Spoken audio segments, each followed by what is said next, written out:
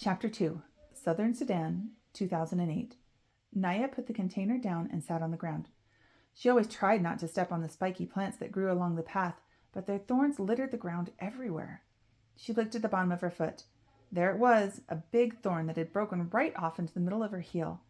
Naya pushed at the skin around the thorn. Then she picked up another thorn and used it to poke and prod the first one. She pressed her lips together against the pain. Southern Sudan, 1985. Boom! Salva turned and looked. Behind him, a huge black cloud of smoke rose. Flames darted out of its base. Overhead, a jet plane veered away like a sleek, evil bird. In the dust and the smoke, he couldn't see the school building anymore. He tripped and almost fell. No more looking back. It slowed him down. Salva lowered his head and ran. He ran until he could not run any more. Then he walked. For hours, until the sun was nearly gone from the sky. Other people were walking too. There were so many of them that they couldn't all be from the school village. They must have come from the whole area. As Salva walked, the same thoughts kept going through his head with a rhythm in his steps. Where are we going? Where is my family? When will I see them again? The people stopped walking, and it grew too dark to see the path. At first, everyone stood, uncertainly speaking in tense whispers or silent with fear. Then some of the men gathered and talked for a few moments. One of them called out, "Villages, keep yourselves by villages. You will find someone you know." Salva wandered around until he heard the words, "Lunarik? The village of Lunarik here." Relief flooded through him. That was his village. He hurried toward the sound of his voice. A dozen or so people stood in a loose group at the side of the road. Salva scanned their faces. There was no one from his family. He recognized a few people, a woman with a baby, 2 men, a teenage girl, but no one he knew well. Still, it was comforting to see them. They spent the night right there, by the road, the men taking shifts to keep watch. The next morning, they began walking again. Salva stayed in the midst of the crowd with the other villagers from Lunarik. In the early afternoon, he saw a large group of soldiers up ahead. Word passed through the crowd. "It's the rebels!" The rebels, those who were fighting against the government. Salva paused. Several rebel soldiers waiting by the side of the road. Each of them held a big gun. Their guns were not pointed at the crowd, but even so, the soldiers seemed fierce and watchful. Some of the rebels then joined the back of the line. Now the villagers were surrounded. What are they going to do with us? Where is my family? Late in the day, the villagers arrived at the rebel camp. The soldiers ordered them to separate into 2 groups, men in one group, women and children and elderly in the other.